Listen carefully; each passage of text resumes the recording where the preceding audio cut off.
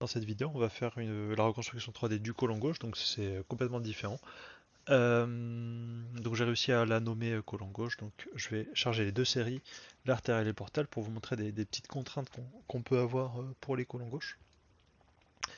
Donc on va se mettre en widescreen, non, en conventionnel, je préfère. Et donc là on a ce qui ressemble à un temps portal, qui est de meilleure qualité que ce qu'on avait pour le côlon gauche. Et on a ici un temps artériel, voilà, qui est bien, mais le problème c'est que bah, souvent les temps artériels ils descendent pas suffisamment bas, et donc bah, ça va être ça la principale contrainte qu'on va avoir, c'est que bah, qu'on n'aura pas tout, et la plupart des centres de radio font un thoraco-abdominal artériel et un TAP portal, et donc on n'aura pas le temps artériel. Il y a un autre truc qui est intéressant, c'est que, donc là je vais me mettre sur le temps artériel, on va faire un petit threshold juste là sur les artères, se mettre en rouge pour que ça flash bien. Là, vous voyez, on a toutes nos artères qui sont là, ou pas, peu importe. Et on va faire appliquer.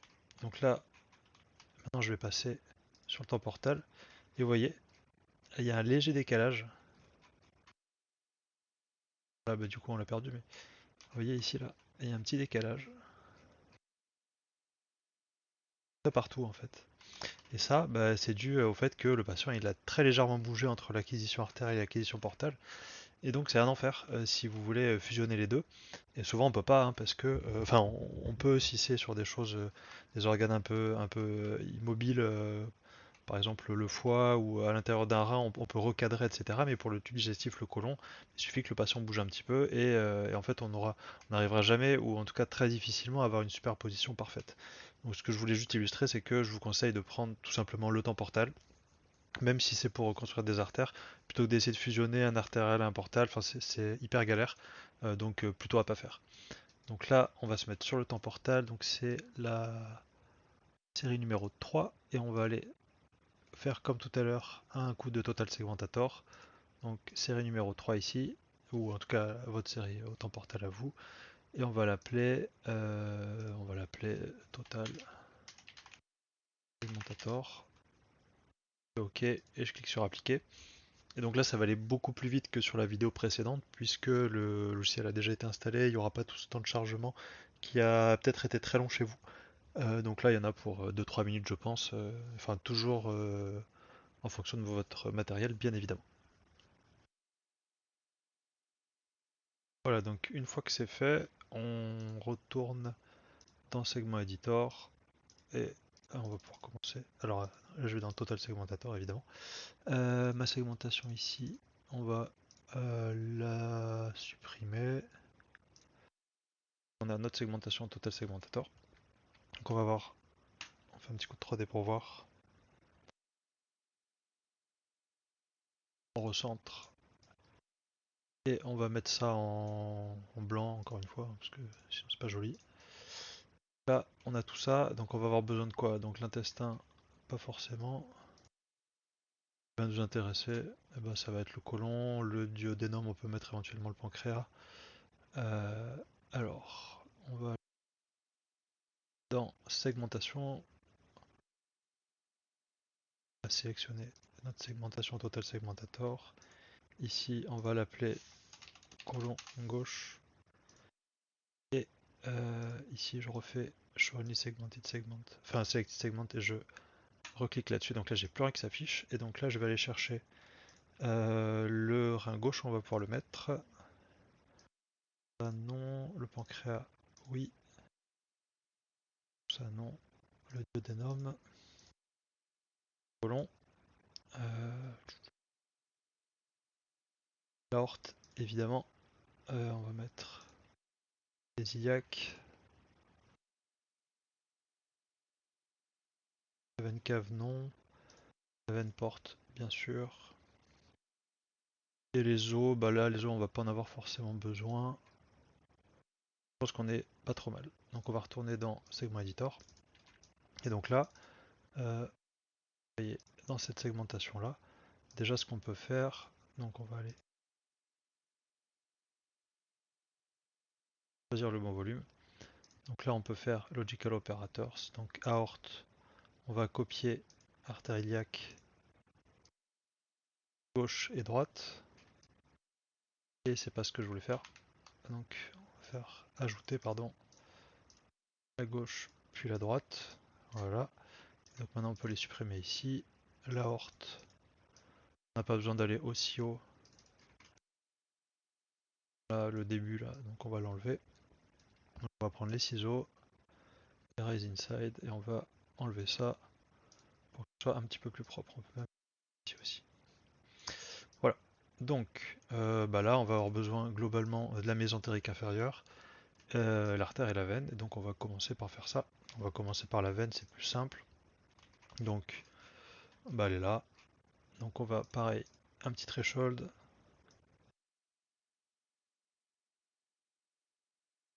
Voilà, donc encore une fois, ça peut se faire avec des outils de segmentation semi-automatique. Encore une fois, le but c'est, il faut se mettre en sphere brush, editable everywhere et modify segment, on peut mettre l'overlap, ou même là on peut mettre outside all visible segments pour pas déborder. Et donc je disais que ça peut se faire avec d'autres outils qui sont un peu plus rapides et qui permettent d'avoir un workflow un peu plus, un peu plus rapide en fait.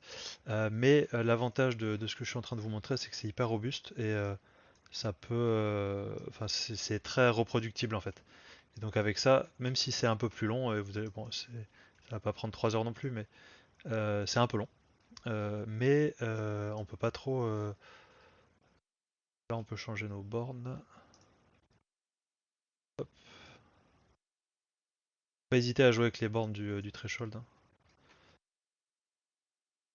Là, après, est-ce qu'on a besoin d'aller plus en distalité? Probablement que non.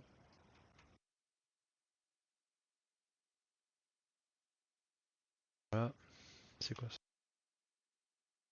Génitaux. Ouais, c'est les vaisseaux génitaux. Mais ça, est-ce qu'on les met? Probablement pas. Enfin, on peut, mais je sais pas.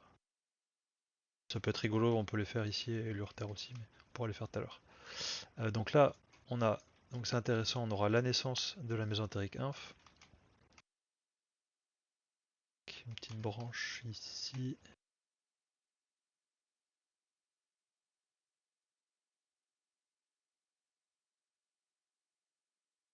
Encore une fois, le but c'est de vous montrer un truc un peu robuste qui peut être fait assez facilement, même quand on connaît pas tous les outils.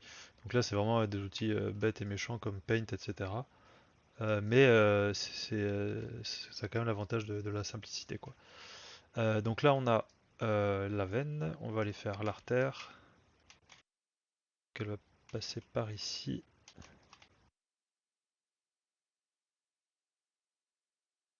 Parfait ça. Voilà, tout simplement. Bien utiliser tous les plans, hein.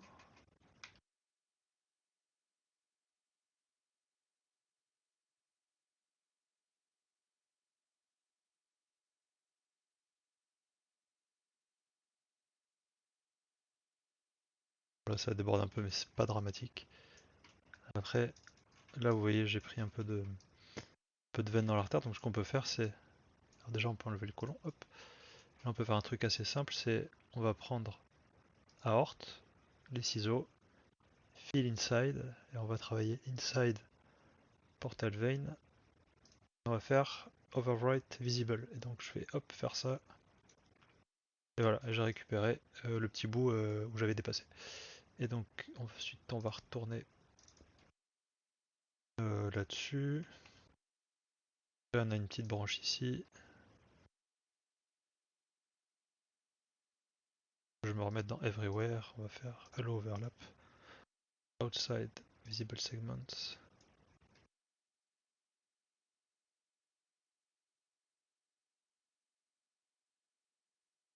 On va changer un petit peu les bornes.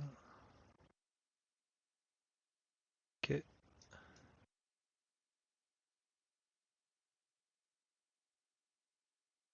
Et puis voilà, en fait,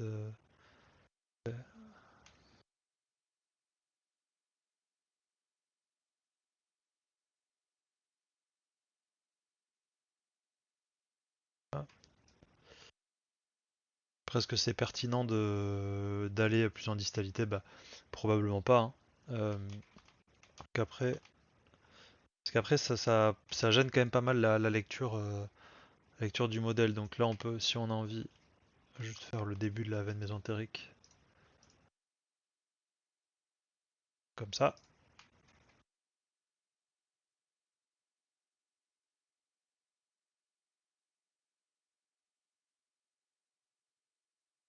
Après, il faut pas, enfin, après, c'est que mon avis, mais je pense qu'il faut pas surcharger le modèle 3D, et il faut vraiment mettre ce qui va être important pour nous. Donc là, ce qui va être important, ça va être, donc on a notre côlon, nos repères anatomiques, donc la face inférieure du duodénum, euh, avec l'angle de trait, ce qui va être un petit peu plus haut par là. On va avoir, d'ailleurs, si on a envie, on peut le faire. Hop, voilà.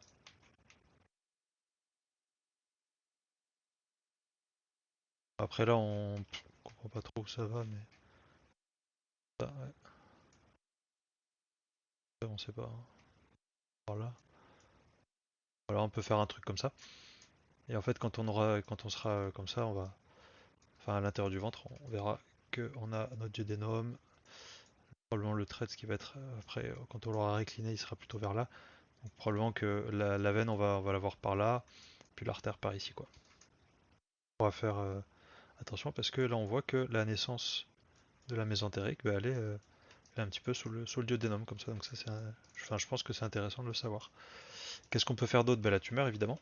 Donc elle est pas visible, mais elle était repérée par un clip. Et donc notre clip, il est ici.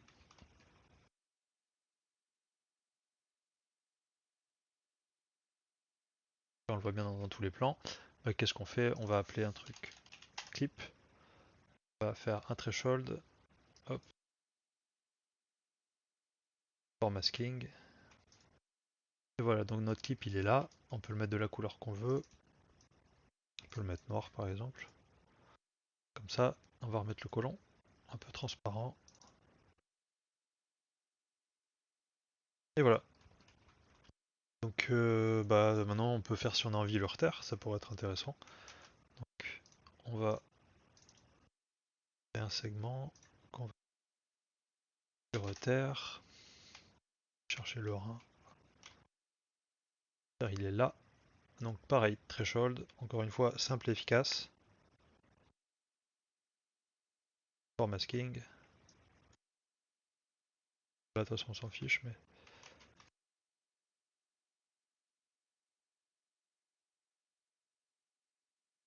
Encore une fois, il y a d'autres techniques pour faire ça. On peut utiliser draw tube ici, et faire un tube et faire un threshold, etc. pour l'avoir d'un seul coup et beaucoup plus rapidement que de faire ça manuellement, quasiment coupe par coupe. Mais encore une fois, l'idée c'est vraiment de montrer un truc robuste. Après, si vous voulez vous former sur l'utilisation du logiciel, bah, allez voir toutes les autres vidéos bah, et puis entraînez-vous quoi. Et puis ça vient facilement. Pas facilement, ça vient avec le temps quoi, mais encore une fois, c'était pas forcément le but de ces vidéos-là. Voilà, ça va aller ici ensuite, ici.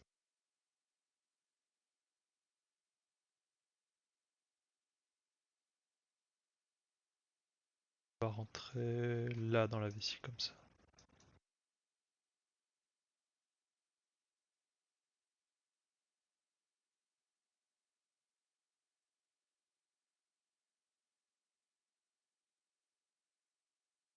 Après là, c'est facile parce que le patient a un contraste spontané qui est aussi favorable pour celui qui fait la reconstruction 3D que défavorable pour celui qui va l'opérer.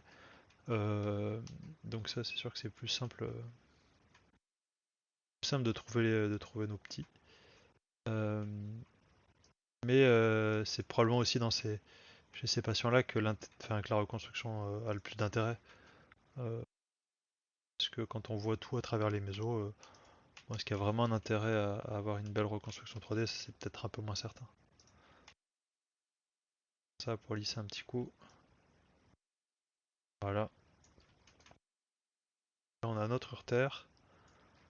qui va croiser ici.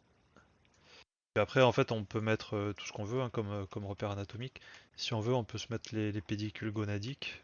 Ça pourrait être rigolo. On va le faire. Mettre en...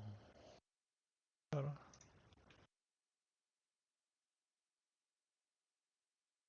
Ouais, ça part de la veine rénale, donc ça doit être ça.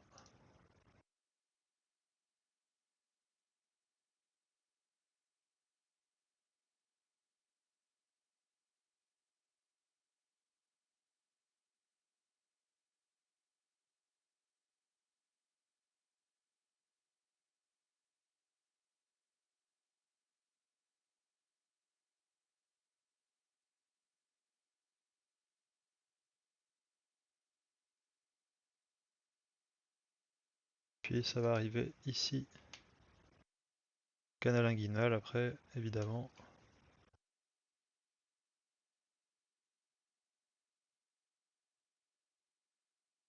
Puis après, on va le perdre. Mais peu importe. Voilà, donc là, on a... bon, c'est pas très joli.